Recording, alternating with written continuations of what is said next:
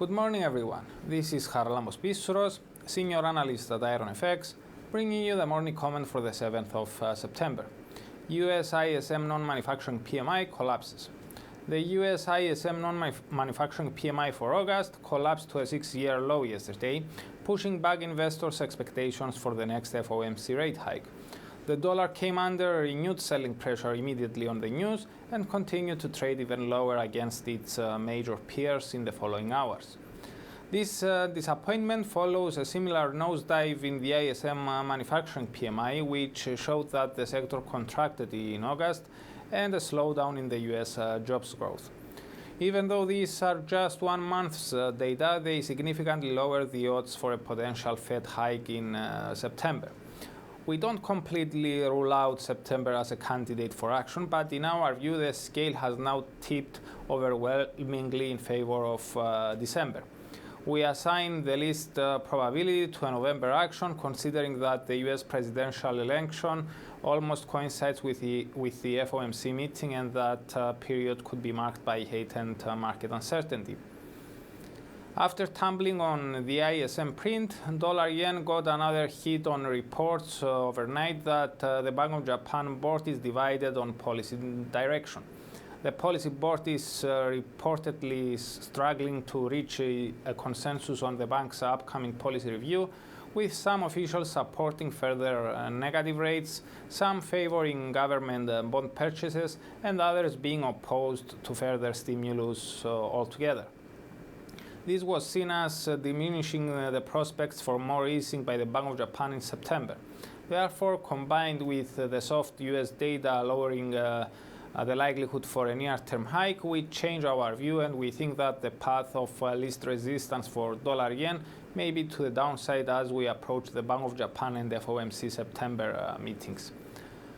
As for today, the Bank of Canada will announce its monetary policy decision, and expectations are for policymakers to hold their fire. Since the latest Bank of Canada policy meeting, Canadian economic indicators have disappointed, with headline inflation slowing, the unemployment rate rising, and quarter 2 GDP contracting by more than the bank anticipated itself.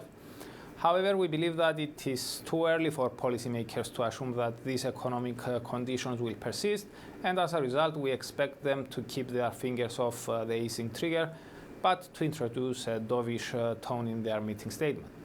A dovish stance and potential signals of further easing, if necessary, could cause the loonie to weaken.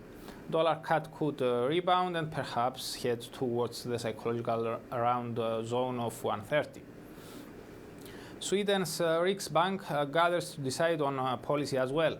We believe that this bank is likely to remain on hold as well, mainly due to the calmer than expected market reaction to Brexit, as well as the improvement in recent domestic data.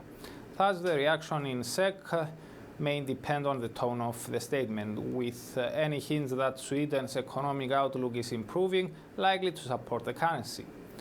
In the UK, Bank of England Governor Mark Carney will testify before Parliament.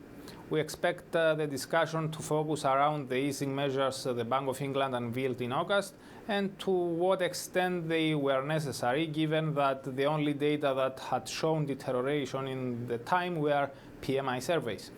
Lawmakers are also likely to roast the Bank of England chief on whether the bank will proceed with the rate cut it penciled at the August meeting, especially in light of the better than expected retail sales for July and the rebound in August's PMIs.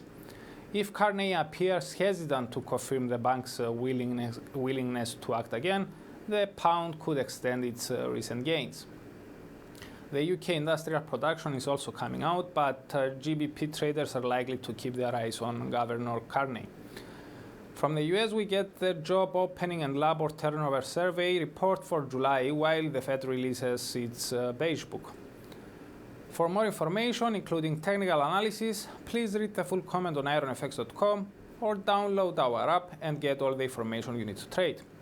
Also, you can follow us on Twitter, like us on Facebook, subscribe to our YouTube channel, or circle us on Google Plus to get more trading ideas. This is Charalambos Pissouros, Senior Analyst at IronFX, wishing you solid trading.